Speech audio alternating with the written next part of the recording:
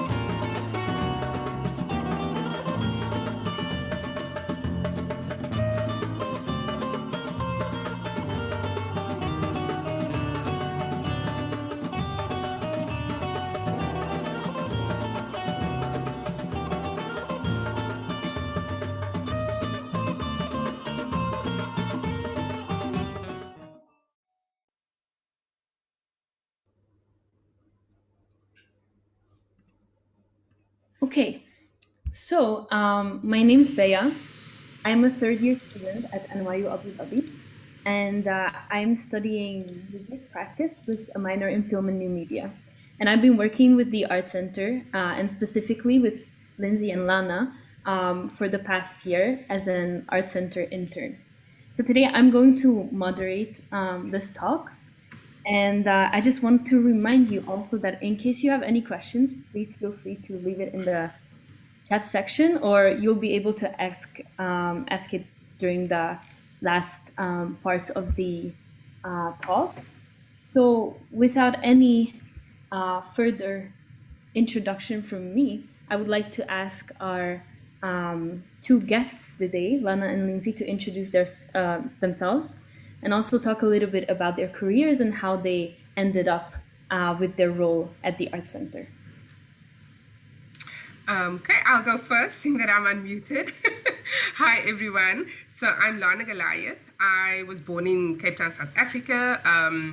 I was a professional dancer before I decided to leave the stage and pursue a career as a producer. So I worked in the theater. I've always worked in a performing arts environment. Before I chose to choose dance as a professional career, I attended a performing arts school, and I was then introduced to dance and theater and music, and that's when I decided to choose the performing arts as a career. So I danced professionally. I left the stage, and I thought I wanted to be part of putting magic on stage, and that's when I decided to work at a theater back home in South Africa. I worked there for 7 years.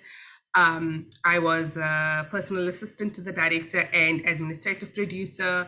I moved to Abu Dhabi. So during my career, I traveled abroad. I was a company manager to a touring production. I was part of the administrative producing team at the Edinburgh Fringe Festival. So I was always in a performing arts environment because I love it. And then I moved to Abu Dhabi. I worked for two organizations, including Brighton College, in the performing arts department before I got this role at the Art Center at NYU Abu Dhabi as the associate producer. Yeah, I think that's me in a nutshell. Over to you, Lindsay. Thanks, Lana. I always love hearing more about your career. Hi, everyone. My name is Linsey Bostwick. I'm the Director of Artistic Planning here at the Art Center at NYU Abu Dhabi. This is my 5th year. But when I came here, I actually was senior producer, and we'll talk a little bit later about what are the differences between those roles. But to take it back, I grew up in California, in the south of California in San Diego, and decided to move to Seattle to study drama and communications at the University of Washington. And while I was there, while I loved performing, I actually started to realize I loved creating the spaces for people to perform and the ideas behind it. And that's in many ways what a producer is, to kind of create the container to make it happen. And when I moved to New York directly after I graduated, I started working with and building a theater company, as well as interning in many, many different places like the Actors Studio and lots of different organizations, and really just wanting to get involved with the very massive art scene across New York. A few years into my time in New York, the company that I helped start started getting commissions from mainly from Europe to tour, to build new work. And so my life became really on the road. I was out of New York about half of the year.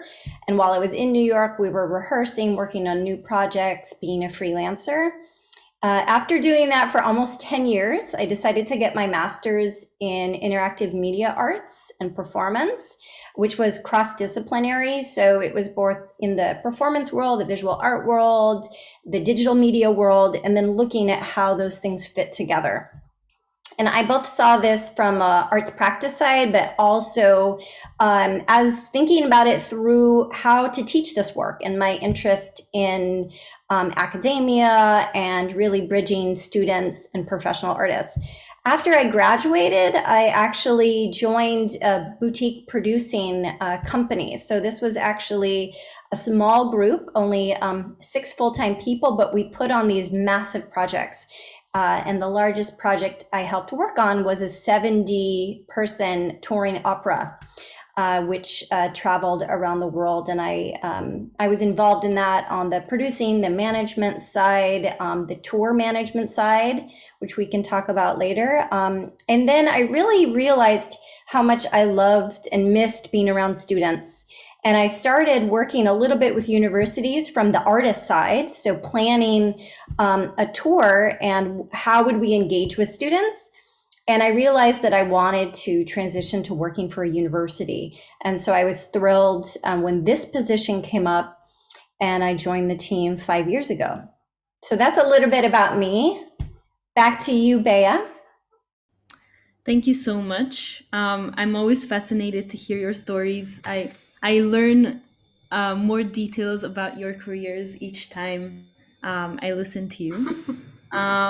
So I guess my second question you somewhat answered, which was what made you decide to choose a career in performing arts. But I'm curious, was there any specific moment that made you pursue performing arts? Any specific memory that you remember that was like, yes, this is what I need to do? And if so, could you please describe it to us? Sure, I'll start. Go ahead. So, there's quite a few moments, but I have to, there's one particular story that jumps out to me, which was when I was a freshman in college. And I wasn't going to study theater, even though in high school I was quite passionate about it. But I got a lot of encouragement to study science, which I also loved. And for an off credit, I took a theater class, and we were encouraged to audition for a play. And I was accepted into the play, and the director I became very close with. And she, as I was wrestling with this idea, like, do I go into this? And she said, you only study the arts if you can't do anything else. And that didn't really make a lot of sense to me at the time, right? Sounds very strange. But it took me a while to understand what she meant, which was that it's a calling, I think. We can all say it's not necessarily a very easy career, because there's not like very set steps on what to do and how to measure success within the performing arts. So once I realized that actually I was being called to this, right, that everything seemed to kind of circle back. It was where I felt most excited, most inspired, where I wanted to be, both as an audience member, as a producer, as a performer. It's where I felt a calm space, and that's when I knew that I was getting the calling. And so I would say to anyone, if you're in high school, if you're at university, you never know when you're going to kind of understand where your voice fits into the universe. And it can happen at different times, but that's really what it felt like to me. Lana, what about you? Wow, so I just had flashbacks. So I think it was grade 9 or grade 10. My dance teacher told us that she was going to take us to the theater and to see Cats. And I was like, wow. I went crazy. And I was like, oh my gosh, I want to go, I want to go. And then I begged my mom to give me the money to pay for the bus and the show ticket. We went, it was a small group of us, and I sat in that massive auditorium, and the seats, it was so plush. It was at the Artscape Theatre, which is one of the biggest theatres in our city, in Cape Town. And I could not believe what I was experiencing, from entering the theatre to just sitting, having my ticket. So they didn't have scanners then, so they would just like rip it on the side. It was so funny. Just thinking back of how much things have changed. And I sat there, and the curtains opened and sound and lights came on, and I was just like, I was in tears. I could not believe that I was experiencing this. And I was like, I think that was a turning point for me. Bea, I was like, I think this is what I want to do, because I saw how much joy it brought me and everybody else in the theater, not just my friends. And I was like, I want to be part of something like this. I want to make people happy. I want to, because I loved dance then so much, because it was my 3rd year of doing it at high school, and I knew how much joy it brought me. I went to school just so I could dance. I never stayed out of school, not one day. And it's so weird. Like, a lot of people are like, how did you always go to school? Because I loved it. Like, dance was my happy place. So yeah, that was the deciding factor for me. When I saw that performance, it was just incredible. And I think I love dance. The performing arts from then, because I thought it was just dance, and then every time it grew bigger, because there was so much more about the performing arts that I learned to love. So yeah, that just that flashbacks were so funny now. That's great. Yeah, I actually never, yeah. I think it's very interesting to hear when someone just had their calling or decided to choose a career and the reasons behind it. Um, my next question is, I think, a very simple one, but it might be hard to find one particular thing that you're going to say. So it is, what is your favorite part about your job? Very simple, but you know. Wow. We have so many, right, Lindsay? I think because I work very closely with Lindsay, I don't know. It's always just been seeing. So my favorite part is working on a project and seeing it grow from nothing, from just like, I don't know, you could say from the first call with the artist, introducing yourselves to them, and then grow. It's changed now because we're not doing in-person shows, which I do miss. So from the time that they arrive on campus and we get them into the accommodation, we show them around, we show them where they're going to be performing, we show them their dressing room, and just seeing that joy. And you know what I love is when the artists actually say, and a lot of them do, like Lindsay, when they say, wow, you guys take so much care of us, and we just appreciate that, because we don't often get that at venues. So I think that for me is very, it's satisfying to see how, because in most cases, I'm not saying all, as a performer myself, I've experienced it where you literally left in a dungeon and you wait there in a dark room until they call you for your 10-minute cue, 5-minute cue, and then you come up. You don't speak to anyone, you just stay there because that's what we paid you for. You just come up, perform, and then you leave. And you're like, wow, just the fact that people treat artists that way. But then when they come to us, Linsey, when I started at the Arts Center, I was like, wow, we do that for artists. Wow, we do that. Like, it's insane. And it means so much to them, just to show how we take care and we appreciate them, because they come in all this way and immersing our audiences. I think that's one of the things that I do appreciate about my role, is that interaction with artists and just making them feel appreciated and taken care of, because I know what it's like being an artist and being treated like you're nothing, Yeah. Yeah, just to jump off that, and then I'll answer the question, but both Lana and I had been touring artists, and I was so excited when I got to take all the little pieces that I loved over the years of what presenters had done, that made me feel at home, that made me feel like part of the community, that made it feel like that our work was wanted there, and be able to then offer that and create, host artists in that way. And so for me, it was really important. And then to bring Lana on the team and have her feel the same way, it's really a philosophy. And so that also makes me extremely proud of the work that we've done. In terms of a favorite part, there's so many, as Lana said, but one moment I think that hasn't changed for me is that I love seeing and watching the audiences for our shows. It feels like you've spent, everyone on our team, the marketing, the technical, the artists who created the piece. And it's sometimes difficult, especially the work we bring. It can be often quite experimental. Sometimes words just don't prepare an audience for what they're getting experience. So I get so excited that they're opening the present that we've made for them.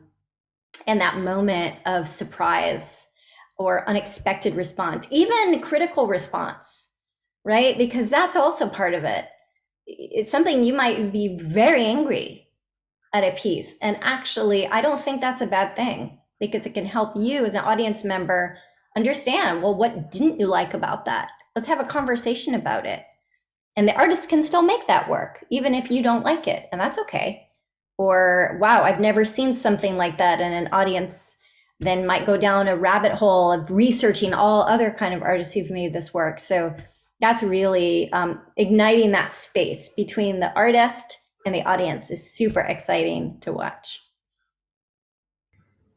Thank you. I actually, if you just allow me to add something to this, when I was writing the question, I was also thinking about, what's my favorite part of the job of working with you? And I was remembering when we had live shows, and I was also working at the art center, and I would always go in the back of the Red Theater and just watch how people react to seeing the show. And I think that's just such a rewarding part of knowing that you worked for something, and now people are experiencing it live. It's just, yeah, I definitely agree with you. So the next question is very similar to this one, but of course, everyone talks about what's the most favorite part of the job and what's the most rewarding part. But I want to know, what are some difficulties or hardships that you are facing while working in the arts, maybe on a day-to-day basis or just in general, that you faced? You want to go, Linsey? Sure. Every situation I've been in has different challenges. And so often, and I don't know if Lana agrees, but often on the artist side, it's money, right? Money is the challenge. It's the stopping point. It holds you back. And here, my experience has not necessarily been about financial resources, but about access. How do we find the community and the audiences and how do we get them here, and how do we make sure that we are following all the steps needed. And so sometimes I'll have an idea, or we'll have an idea of how to reach a group of people, and for various reasons at the last minute it can't happen, or something holds us back. And so it's the potential of what it could be, and then it didn't happen. And that is something as producers that we're constantly having to navigate. And the flip side is you can look at that and say, okay, next time we're in this position, what could we have done differently to have a different output? Or what work do we need to do now so that when we have that opportunity, we can make it happen? And so over the last 5 years, there's been so much growth in this area. And when I think back to things that didn't work my first year, and how by the third or fourth year we were able to make it happen, it's really exciting. But learning that is really was tough, I think, at the beginning.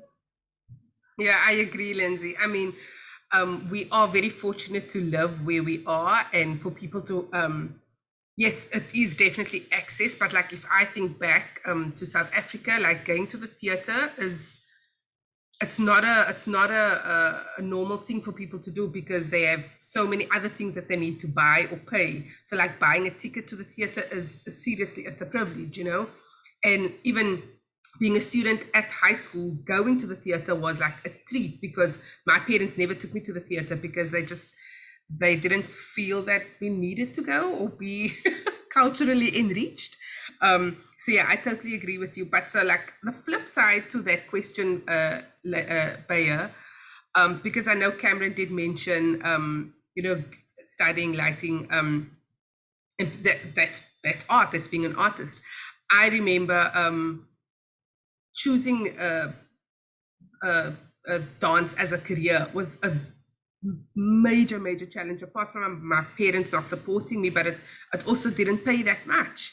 And I think that's such a, I mean, Lindsay, also you mentioned it earlier about payments and artists. I think we do such a fantastic job taking care of artists, because I know artists are constantly underpaid, and that goes for producers, lighting technicians, actors, dancers. It's such a, I don't know, it's a challenge all over the world that they face, you know, not being able to earn good salaries, and especially being a freelance artist. I know I'm going off topic, but that just came to mind right now, because I was a performer myself, and I think that was the hardest thing, was to choose my career or my livelihood, because it was, you know, it was quite tough at the time. But I mean, thankfully, being part of the university and the art center, where we have that security, that job security, and not having to worry about something like that.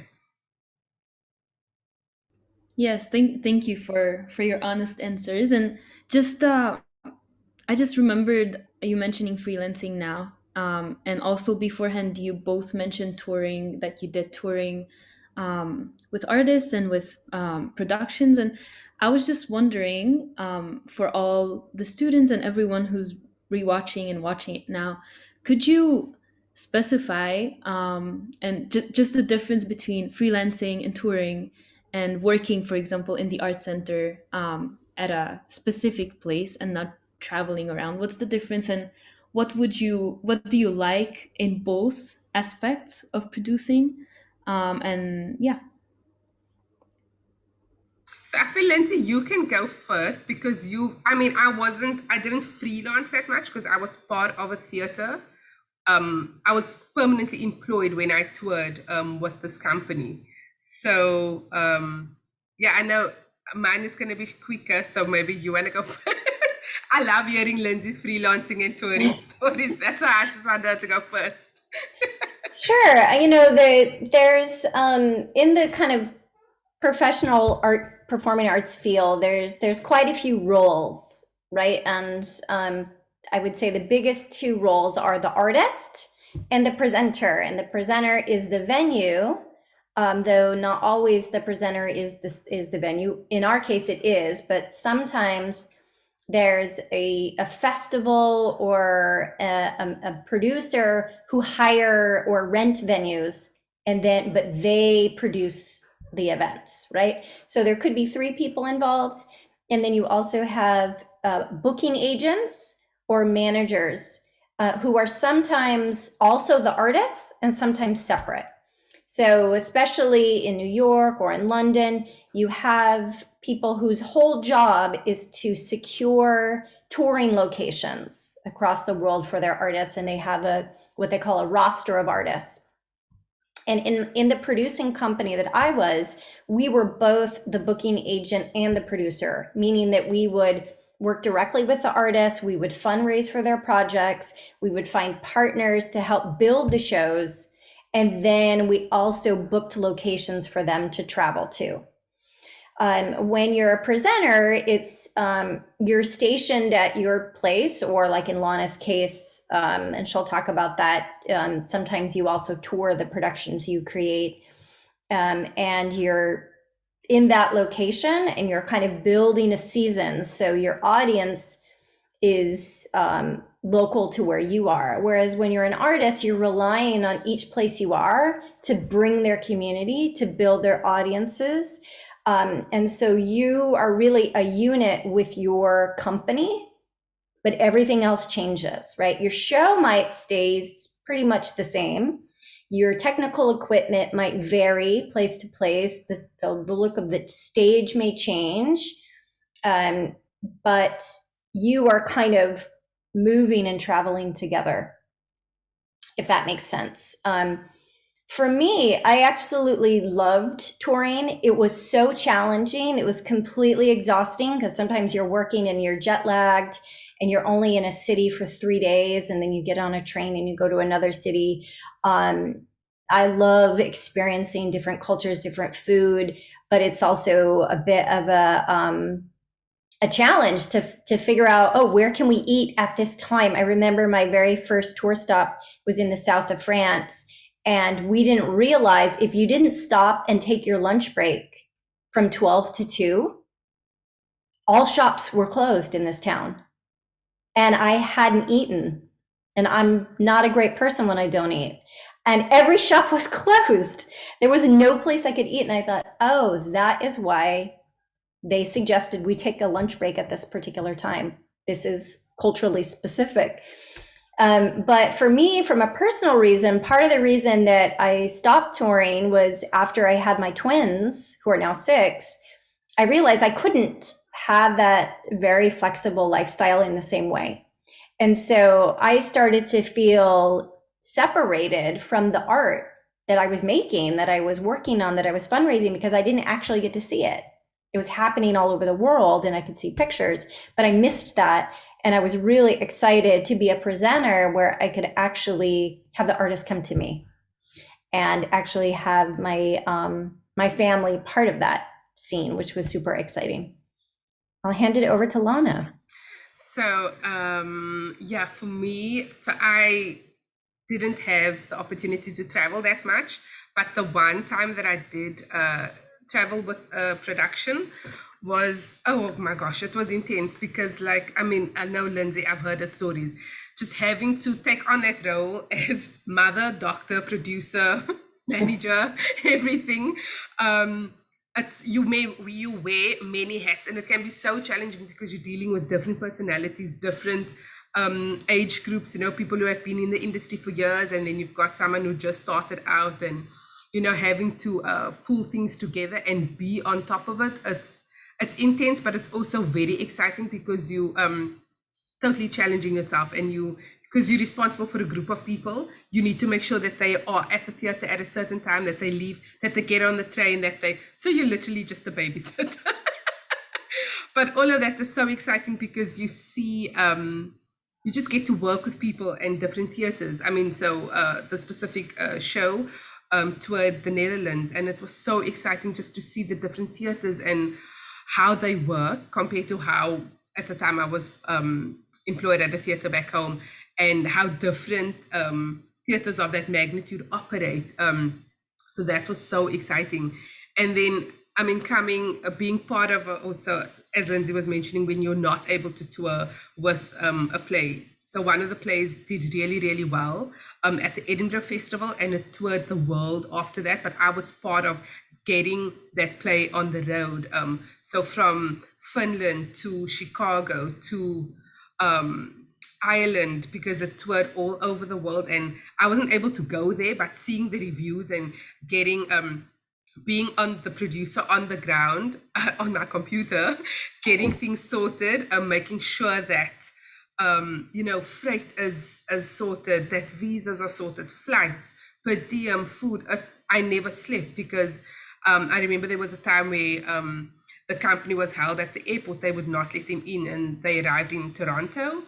And it was stressful because they sat there for 14 hours. They would not let them in, and we had to make calls, and eventually they entered the country, and they had 5-star reviews, and just being part of that is incredible. Even though I wasn't physically there, but I was part of getting the show to Canada. It's very, very exciting. Did I answer your question, Bea? I'm not sure. Sure. Yeah, it's great. These were all great answers, and I think we can see the difference, between touring and freelancing, and what it means to actually work at an art center or an institution such as the Art Center. I just want to remind everyone here that in case you have questions, please feel free to ask or just leave it in the chat, and I will read it out to our guests. And if no one has questions right now, I will connect one of the questions that we had incoming from students, since we're talking about more technical stuff, or technical aspects of being a producer, is that artist planning, what does this mean in relation to the actual performance? Absolutely, yes. And for this, I kind of I'll start, and Lana, would love also your thoughts too. If you take the word planning, right? And why do we need a plan? And what's important about it to the overall goal and the outcome? So if we think of it through that space, when we think about what is going to make a successful performance here at our art center, we want to think about all the various elements to make that a success. For example, if we decide to bring a huge festival on the same day as the Formula One races, probably not a great idea. Yeah. A lot of people are going to be there. They're going to be seeing those shows. There might be a lot of traffic, things like that, right? Or if we do a performance right during the time to break fast for Ramadan, not great planning, not thinking through these things, right? So that's on one scale. And then when we think about, we get very detailed when we think about an artist. So when we're interested in an artist, we want to learn all about them, not only the show they're bringing, but who they are as an artist and where they might be able to connect. So we might be bringing someone who, there's this incredible artist that we worked with, Kaneza Shawl, and doing a piece called Cartography. And we were really excited when we learned about it. It was just a kernel of an idea. And we thought, actually, this is something that would really resonate in Abu Dhabi, in the interests of NYUAD, and with UAE generally. It was about migration and the stories of travel and the stories that we all have. And so we decided to invest in the creation of the show. And in doing so, the artists came more than once. They came while it was still developing. We were able to introduce them to different communities, different groups. So then when they came to perform the show, we already had a foundation. And I'm just going to do a little shout out to Stephen Delano, a teacher here at Raha, who was one of our communities that his students engaged with us during the developmental residency. And so the planning is also thinking about matchmaking, is to think about how we can make impact and what can we do now to plan for that for the future. Now, you can't make magic happen, but you can put people in spaces together with the hope that inspiration can happen. And as we all know, there's a lot of steps that go into making that happen. So how do we, a year ahead of time, how do we lay the groundwork now so that when it happens, it's ready to go? And that's exciting. I mean, I'm someone, I love parties, I love trips, and planning is a creative work for me. And so for me, it's been a really exciting extension to the work that I've done previously. Lana? And you and Linsey, you and Bill do that so well, Linsey, especially now with the pandemic. So like the things, obviously we didn't know that was going to happen a year ago in 2020, but the fact that you guys planned that so well, obviously along with the rest of the team, but like how we just looking at the feedback that we've been getting from the audience about the shows that we've put on, like as far as isolation goes, the 600 highwaymen with two people talking on the telephone who had no connection, who didn't know each other, but it's how you perfectly matched it at the time. And so like, it's almost like we knew what people would need in the UAE and across the world, because we had people tuning in from all over the world, even joining our art chats or our workshops. Planning plays a very integral part in what we do and how we do it, because like you mentioned earlier, if it's not at the right time, we're not going to have an audience. And I think we've become so cognizant of that. And it's also the experience that you and Bill have built in the city, to know what the audience needs and when. And yeah, I mean, you guys do it really, really well. And being part of the team that so carefully considers so much when programming and planning shows, it's incredible. Because the last show that we had was I forgot, Theatre for 1 Year We Are, and I read all the audience comments, and I myself experienced it, and that's exactly what I needed at the time of isolation, because we miss the arts. I miss, like everybody here, we spoke about it earlier, I miss live shows, but like just being part of that, being part of an audience over the last few months online has just been incredible, because I have not lost my love or my sense of what's the word, as an audience member and as an artist. So the fact that we're keeping that alive during this time is all part of the big picture of planning and programming. So yeah, I mean, we do it really well. You do it really well. Well, and I want to point out also, because we have a budding lighting designer in the room, is that part of that planning is really also working in direct partnership with our technical team. Yeah.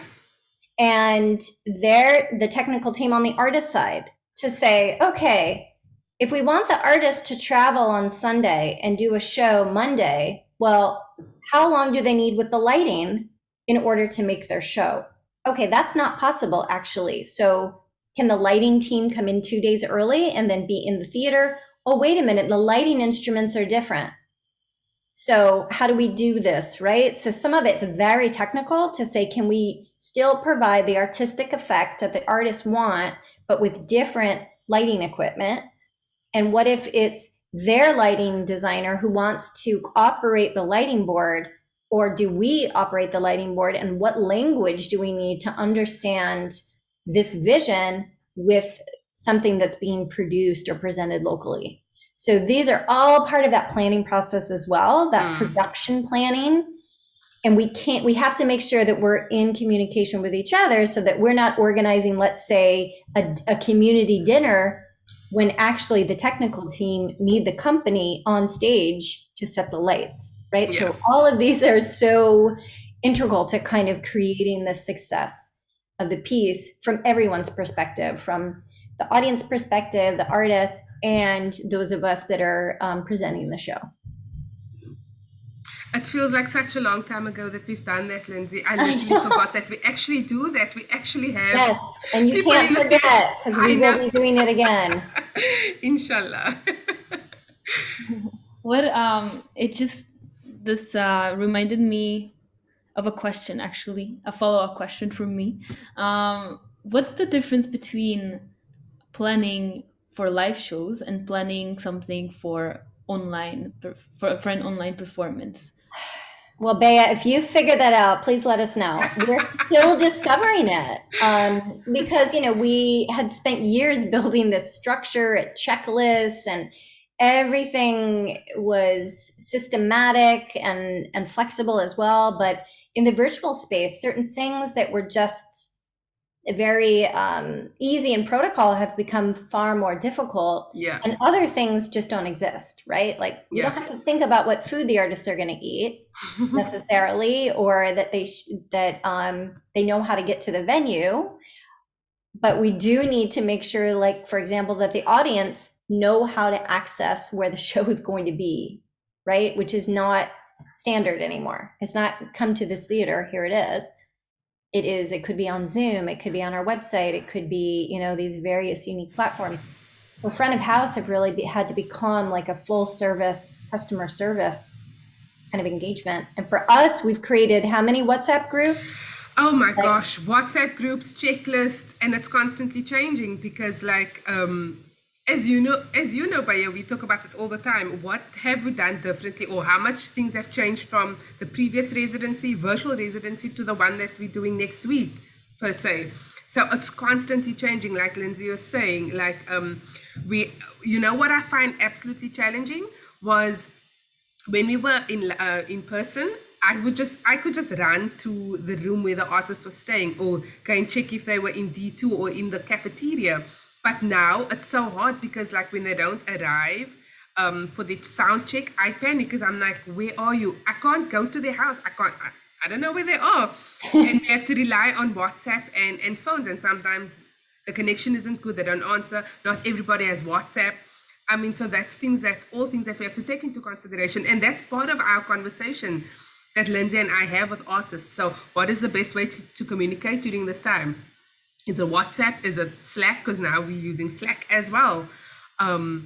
It's just so different, and it's challenging within itself because like Linsey was saying, we have to worry about buying food for artists, but there are other things like, how is your internet connection at home? Are we going to have to, up the speed or something like that? Even for myself, like I'm constantly on the phone with Etisalat because I host Zoom community dinners and arts chats and things like I'm the host of it, you know what I mean? So I need to make sure that my connection is strong. So it never ends.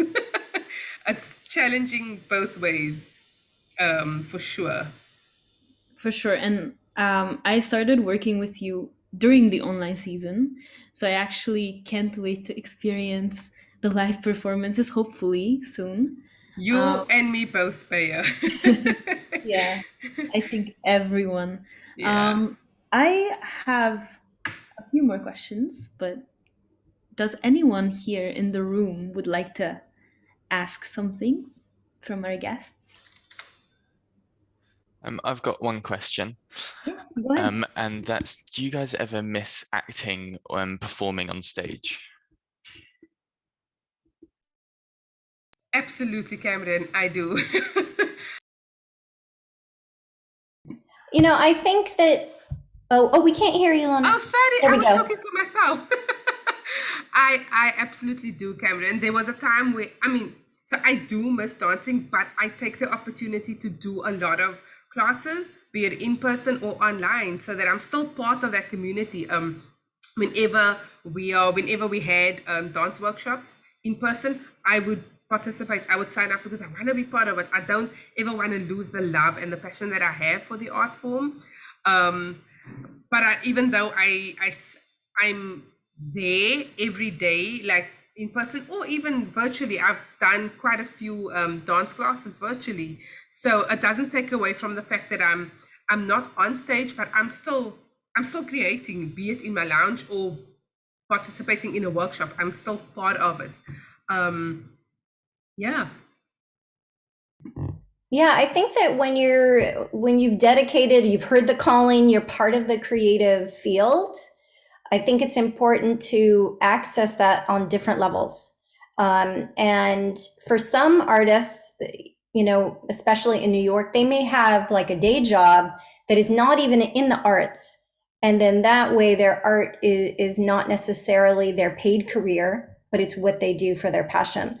And for us, I think both Lana and I feel really excited. I don't want to speak for you, but that we work in the arts, and that it is creative. Yeah. For me, I have just other ways that I access that creativity. I actually, on the DL, I write comedy just for fun for myself as a way to sometimes get out that creativity. And what's exciting is that when you're kind of in that family, you realize that you can make these opportunities for yourself, even if it's not your full-time job. Yeah. Agree, Linsey. Great. Thank you so much for your question, Cameron.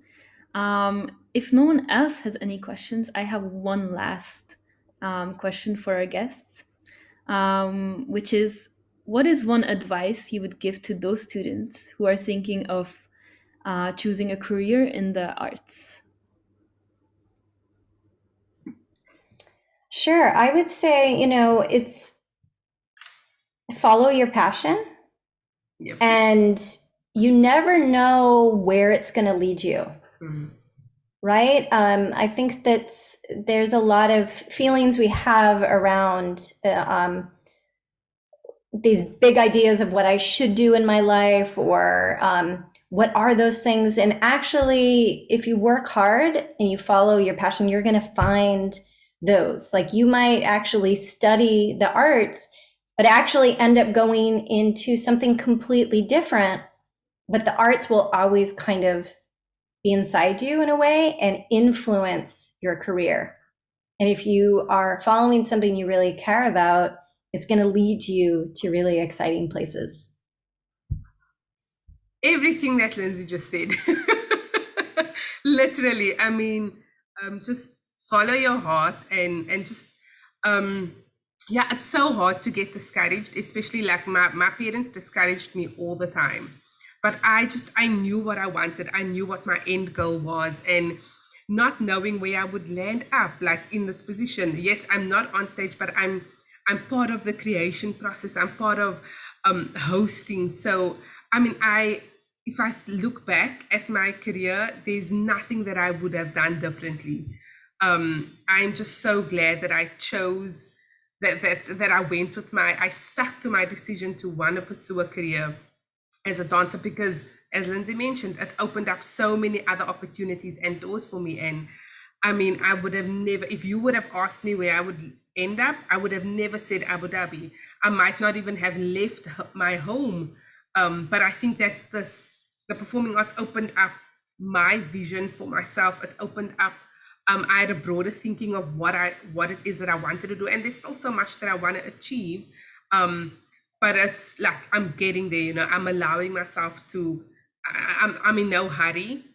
So I'm processing everything, because I'm learning so much from Linsey, from Pearl, from my team. So yeah, just follow your heart and just never lose that passion that you have. As hard as it is, just keep pushing. Thank you so much. I think with this question, we can finish our career chat for today. I just want to thank Lana and Linsey for sharing your thoughts, your careers, and your advice with us today.